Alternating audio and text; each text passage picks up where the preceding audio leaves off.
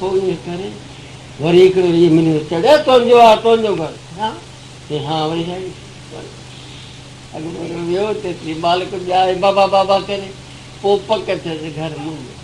पर मन में थिएसि इहा मुंहिंजी ज़ाल जा इहे कम ॿुधायो पोइ में त भई मुसीबतूं हा आऊं करियां पंहिंजे सिर ते दुख कष्ट तपत आऊं सां उथनि 6 महीना सॼा सारा माल वरी मिलनि ॿियनि खे ॿुधायो पोइ में सार पर रही कीअं पंहिंजे स्त्री खे चई त हे सभु तुंहिंजा कम ॿुधाइनि त सही बालक बुख सां फां ते पिया तकलीफ़ हुई तंहिं करे बराबरि चई आहे मूंखे माफ़ु कजो माफ़ु कजो हाणे तव्हां हुनखे कीअं न कयो मुसीबतूं आऊं खां वठाए माल मिलनि ॿीरा ॿियनि खे हाणे वई ॾिस तूं आऊं कीअं थो कयां हे पंहिंजी अखि कढी उन में चवंदी बंदि थी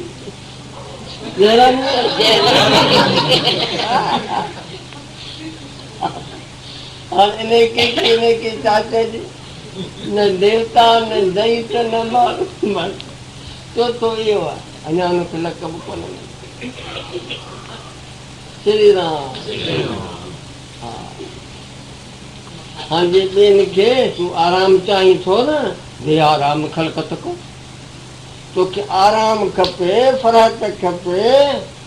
त दे आराम ख़लक़त छुटा कर और लोगों को मिलेगा कब अमन तो जन्म की हाँ तू चाहे तो मना खुश रहा फराक में रहा ॿियनि खे मुसीबत में जॾहिं दुख ॾींदे तूं सुखी थींदे न थींदे फिटाईंदे त फिटी वेंदे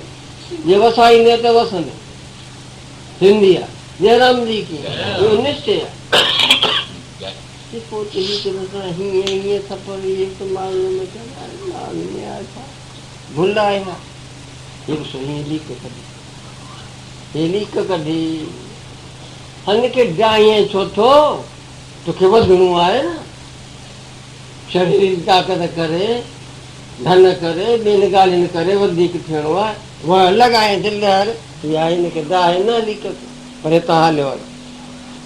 हाणे हिन ॾाहीं छो थो जयराम जी की हा हाणे ॿिया त ठहियो पर कथा सत्संग थींदो आहे पर मुंहिंजे घर में सत्संग थिए त घणो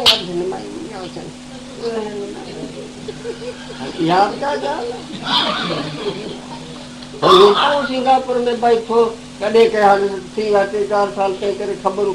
रखंदो श्री राम हाणे मुंहिंजे घर में घणो सॼे ॿिए घर में न अचे माण्हू कोन सभु मुंहिंजे पाण में हिमत करे जिते सत्संग थिए उते सभई वञो करे ॿियनि खे ॿियनि ठाहियो करे ईअं हुअणु खपे हार सार वेर चार हार सार वेर चार अंदर उजल धार प्रभ सां प्यार पार पाण खे सुञाण काम क्रोध अहंकार दंभ लोभ मोह मार दंभ छा की पाण में हुजे जेकी न ॾेखार दंभ लोभ मोह मार आत्मा आनंद मन ईअं उत आण थो मनुष्य जनम तुंहिंजो सुबुह ई सफल थी 84 चकर छुटी मोक्ष पद माण तूं मोक्ष पद माण तूं लीला शाह लाल तूं त आहीं सो अमूल मन लालन में सची लाल आहीं ख़ुदि पाण आत्मा करे जयराम जी की अचे वाह लाल आहियूं अरे जाने तो कि आप न जाने तो कि आप न थियो ख़बर न पई तंहिं करे उहो आत्मा कोन्हे जयराम जी चइनि क़िस्मनि जा तव्हां ॿुधाए माण्हू हिकिड़ा अहिड़ा जे पाण खे दुख ॾेई ॿियनि खे सुख ॾींदो सो देवता ॿियो अहिड़ो व्यवहार करे थो पाण खे सुखी ॿिए खे सुखी थो रखे उहो मनुष्य पाण जे सुख पंहिंजे सुख लाइ ॿिए खे दुख थो ॾे सो ॾेई चोथों की पंहिंजो जीअं छो ॻड़ा पवंदा आहिनि पंहिंजो नाश करे बीमारियुनि जो फसल कट करे छॾियो हुन